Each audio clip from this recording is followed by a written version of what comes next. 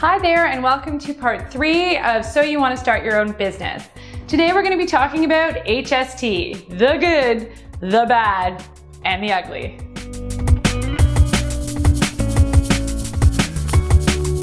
So what is HST? HST is a sales tax that you as the business owner are collecting on behalf of the government. You don't actually own that money, you're just collecting it. So when do you have to start charging HST? You need to start charging HST when your business earns $30,000 or more in any given 12-month period. That's really important. It doesn't mean in 1 year from January to the end of December. It's any 12-month period that your business earns over $30,000. It doesn't matter if you're a freelancer, a blogger, a sole proprietor, partnership, or a corporation. When you hit $30,000 in sales, you need to be charging HST. When I see business owners in big trouble, it's because they didn't actually understand what I just said. So let's take an entrepreneur who in 2012, starting in May, earned several $1,000s each month so that they had $22,000 in sales by the end of December of 2012. Now that's not $30,000. So this entrepreneur is saying,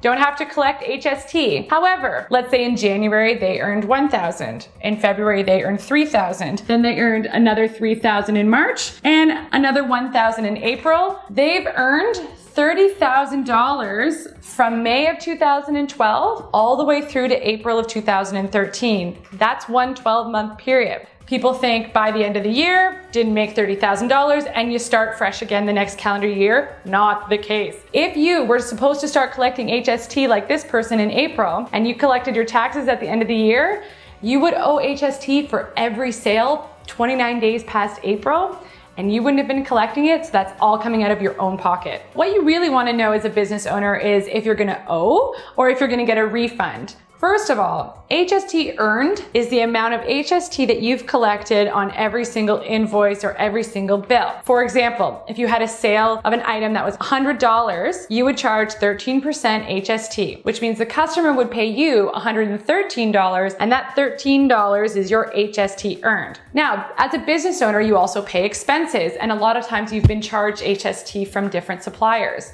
and that's your HST paid. So, when you owe, that means that the HST that you collected and that you earned from the sales of your business is greater than the HST that you paid for different supplies. If you get a refund, it means that the HST that you earned and collected is less than the HST that you paid for supplies.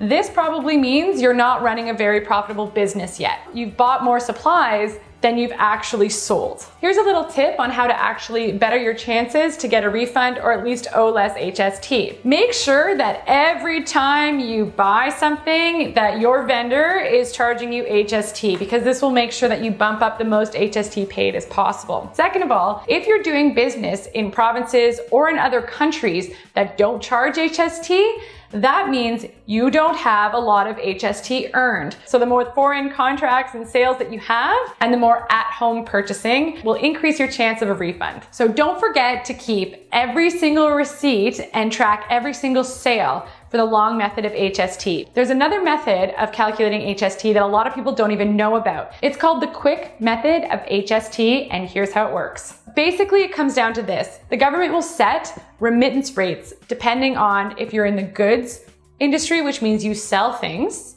or if you're in the services industry, which means that you don't actually buy something and resell it, you provide some sort of service. Let's say that we have two businesses. One sells goods and one's in the service industry, but they both make $45,000 in sales a year. Under the quick method of HST, here's how much they would owe in HST at the end of the year. If I was in the goods business, I would take my $45,000, multiply it by the 4.4% remittance rate, and that equals $19.80. But the government will actually let you get a 1% discount on that first $30,000 that you never owe HST on. 1% of $30,000 is $300, and that means that you would owe $16.80 at the end of the year for $45,000 worth of all revenue. If I was in the services industry, here was what the difference would be. I would take my $45,000, multiply it by 8.8%, and I would get $3,600.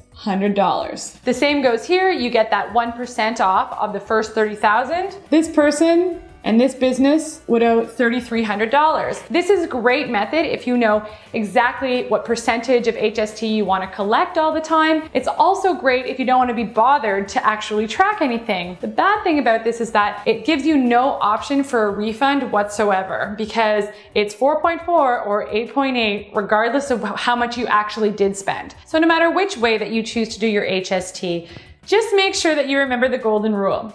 This is the government's money. You are collecting it on their behalf. Make sure that you don't spend it. If you run your own business, let me know if you prefer the long or the quick method of HST and why. I'm Shannon Lee Simmons and this is Money Awesomeness on Coral. Don't forget to subscribe, follow me on Twitter, and tune in next week for our last, fourth, final part of our series. I'm gonna go through how to actually do your taxes as a freelancer, blogger, or sole proprietor. So pay attention because we're gonna save you lots of money.